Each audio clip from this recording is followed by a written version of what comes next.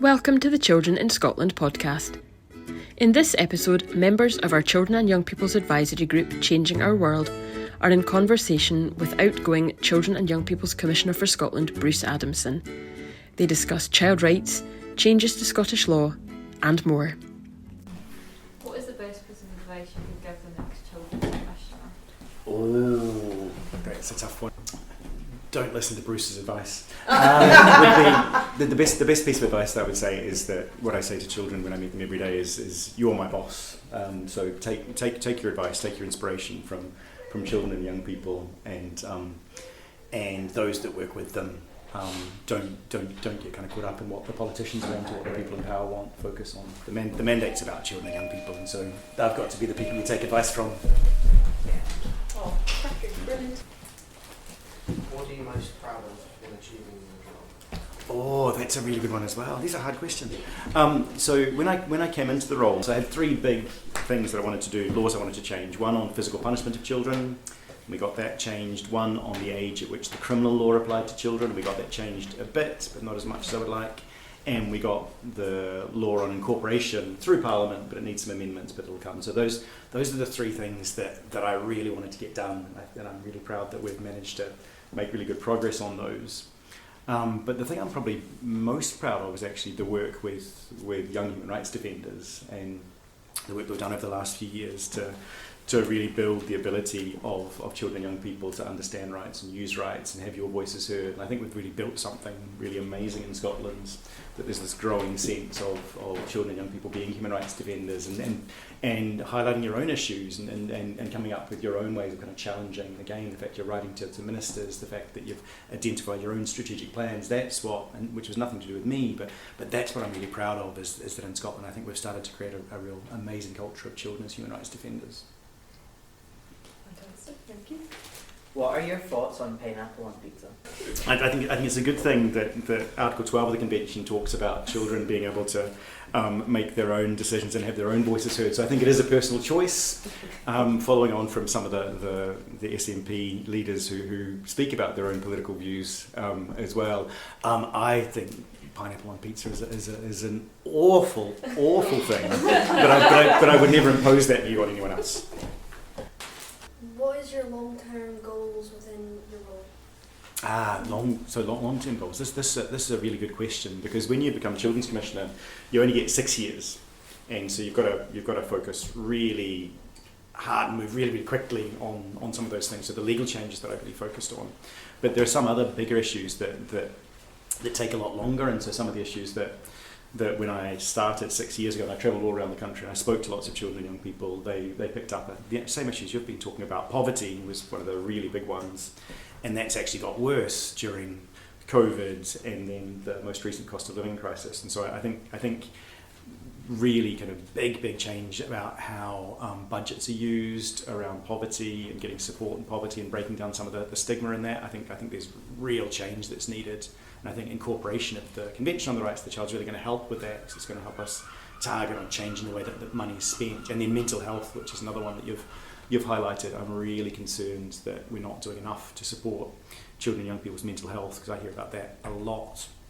And so some of the work that we're doing in the office around things like mental health counselling in schools and community-based support, those are things that I really want to make sure that the office continues on, but when I go in to find other things to do, there'll be things that I'll be really keen to still be part of, because I think those are things that we need really good kind of long-term sustained change on. And I think that incorporation of the Convention is going to be the most powerful tool to do that. What was the hardest thing about being the Children and Young People's Commissioner? The hardest thing? So I'm going to give two answers. One's kind of a head one, and one's a heart one. So kind of the head one is that it's really hard. There's 1 million children and young people across Scotland, and there's one commissioner, and there's 15 amazing staff, and there's all of these issues. And so the hardest part of the job is deciding which issues you work on, and which children and young people you're talking to, because you can't speak to everyone, and you haven't got unlimited time and unlimited money, so you've got to make choices. And so that's a really, really hard bit of the job, that you have to make these choices, and it means that sometimes you're not doing the issues that others want you to do. And so that's the hardest thing, kind of feeling that you're kind of letting people down because you've decided to focus on some things because they're important and they're strategic, but knowing that there's other things that you're not doing. So that's the really hard kind of head bit. The heart bit that's really hard is because this job is about challenging people in power, because it's about kind of speaking truth to power, it means that you get a lot of pushback from people in power. So you get a lot of hate directed at you. I get a lot of abuse on kind of social media and things. I get a lot of politicians who get very angry with me and government that gets very angry with me. And so it's quite hard sometimes to kind of process all of that. But that's part of the job. But I find it really difficult when there's children and young people who work alongside me and that's directed at them. And I find that I find that very, very difficult to deal with when I see other human rights defenders, particularly children and young people, getting abuse and attack as well. And so that's one of the things I really want to improve is the protections for human rights defenders. But that's the hardest bit emotionally, I think, is seeing the kind of the pushback that you get when you're doing an amazing job and speaking truth to power. But yeah, it's an amazing job. It's the best job in the world. But yeah, it is hard at times. Do you have any things you wish you had done or done differently as you teaching? Oh, that's a really difficult one. I think it links to my other answer. I think I did this. I could have made kind of lots of different choices, but I think what I'm happy about is that because we were really clear that we were going to make decisions based on what children and young people told us was important. I'm confident that we made the right decision. So I wouldn't go back and say I would have made a different decision, because I think at the time we always made the best decisions that we could. So I don't regret any of the decisions that we made. I regret the fact that we didn't make as much progress as we would have liked to on the fact that incorporation got delayed, the fact that we didn't get the age of responsibility raised higher, and I'm frustrated by the fact that the people in power weren't convinced by our arguments, but I think we tried our best, and I'm really, really proud of that. So. What is your favourite type of cow? Favourite type of cow? Oh, that's a really good one. I mean, we used to have Frisian cows on the farm that they had in New Zealand, but a Highland coo, I think, is definitely my favourite type of cow. Now that since coming to Scotland, I've fallen in love with the Highland coo, and I think they're the world's best cow. If you have infinite time, money and resources to fully realise one children's right from the UN or the CRC, except the right to rights, which one would you choose and why? No. Very good caveat there. So, what I would say would be Article 4, which is, again, it's a cheat answer, because that's the one that says that governments have to use all of their available resources to the maximum extent possible to secure economic, social and cultural rights, and have to do everything, law, policy and practice, to secure the other rights. So that's, I'm probably not allowed to use that one either, because that's the one that says that you have to use all of your money and all your resources to fulfill all of the other rights. So I'll put that one aside. And I think participation as well would be a bit of a cheating one, because I think that flows through everything else. And yeah, and non-discrimination and best interest. And the thing is, they're all connected. Is the point. So you can't really think of one without the others. But if I was gonna think of one kind of theme of rights that I would think is most important, I would say poverty, adequate standard of living, because I think that the rights to have an adequate standard of living and the impact of poverty is so profound on children's lives, and the fact we've got a quarter of children in Scotland living in poverty and it getting worse, and the impact of that on mental health and education, on physical health, on all of the life outcomes, that would be the one that I think needs to be solved absolutely right now. And in fact, yeah, we don't need infinite money or infinite time for that. We just need braver political choices. Favourite subject teacher at school? Favourite subject teacher at school? Subject and teacher. Yeah. So my favourite teacher was Mr. Miller, who was my social studies and then history teacher. And is that? What school did you go to? I went to a school called Palmerston North Boys High School in New Zealand. And so it was quite a big school. It was about 1,600s, all boys, state school. We don't really have private schools in New Zealand, but, so it was a state school, but yeah, just boys, 1,600. It styled itself a bit like a kind of military school. It wasn't, I didn't love school at all. It was pretty kind of very heavily focused on discipline and fitting in. It wasn't really good if you were in any way different. There was lots of bullying, lots of really negative things about school when I was there. It's changed a lot, actually. It's changed significantly. The school is unrecognisable from when I was there, where we had compulsory boxing and compulsory marching and shooting and things. It's a long time ago. I'm very old. The school's very, very different now. But the reason that Mr. Miller was my favourite teacher, and I'm still in contact with him, is that he was really good at teaching us to be kind of critical thinkers and actually challenging some of the stuff within the school. And he was probably the only teacher in the whole school that was really kind of keen for us to actually push back against some of the inequality in the school and really challenge. And he taught us to kind of use some of the skills around kind of through social studies and kind of studying history and some of the really powerful movements of kind of revolution and challenge, and start to apply some of those skills.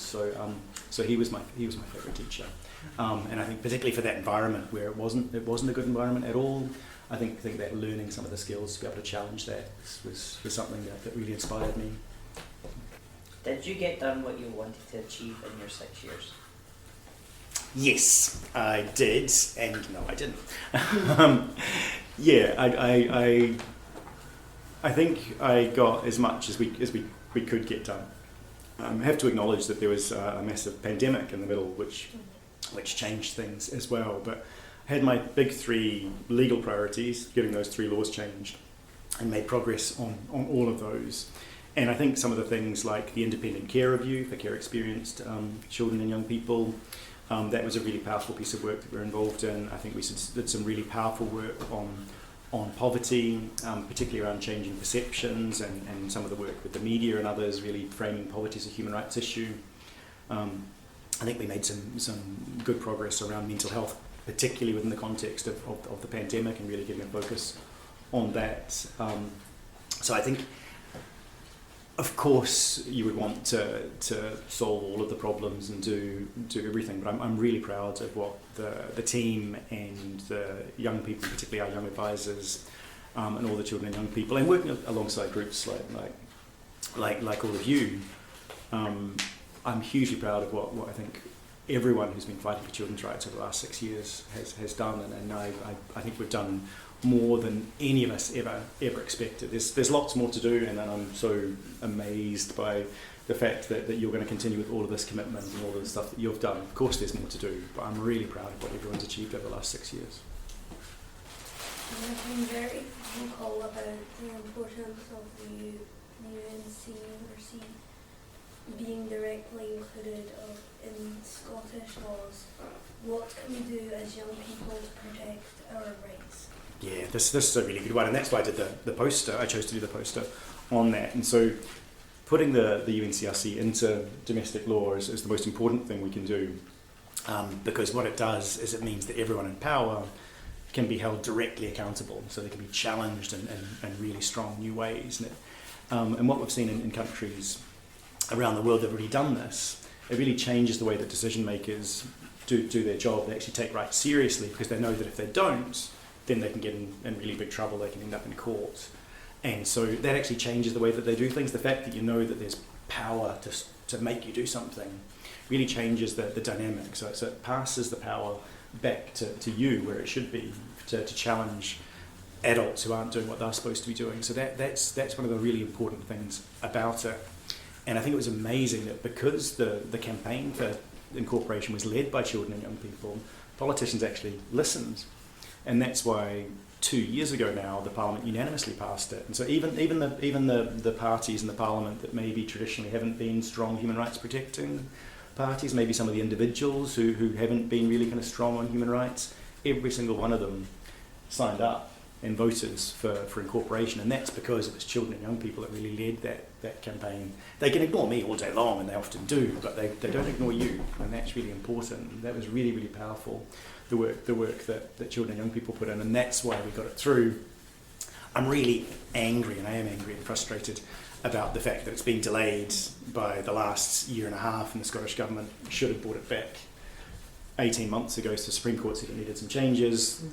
The Scottish Government should have brought it back straight away, and I've messed around over the last 18 months, and I'm really disappointed in them about that. But the Children's Minister did say last week that they're going to try and get it back before the summer break, and then I think it should come into effect straight away. And so I think that's where what can you do comes in, is that I think we've already convinced them that it should be passed. The one thing we haven't convinced them of is when it comes into force, because the law says at the moment that it could be as much as 6 months after the King approves it.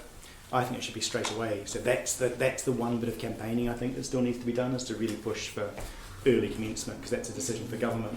So the Parliament will pass the law, and then the government gets to choose when it comes in, and it could be as long as 6 months, or it could be as quick as straight away. So I think there's a real chance to kind of campaign on that point. I think all the rest of it's been won already, but that's the one point of campaigning that I think is really important. And then once it's in, I think what you can do is use it. And I think, again, the Children's Commissioner's Office is going to be really right there beside you, helping you with that, about how you actually use the powers in the Incorporated Convention to actually challenge on these issues. So when you're talking about mental health, when you're talking about education, when you're talking about disability, when you're talking about all of these issues that, and climate change was your other one, using the tools to actually really challenge those in power. And I think that's going to be really interesting in 6 months' time or 8 months' time when the legislation's in, or in a couple of months' time when it's in, if we get early commencement. Then you're going to have this really important new tool to actually take forward these recommendations and demand people actually put them into force. So I think that's the really exciting opportunity for all of you. And the Children's Commissioner's Office, I know no matter who the new Commissioner is, they'll be just as committed as I am to supporting you in that. Thank you for listening to the Children in Scotland podcast. To find out more about all of our work, including the work of our Children and Young People's Advisory Group, head to our website at childreninscotland.org.uk.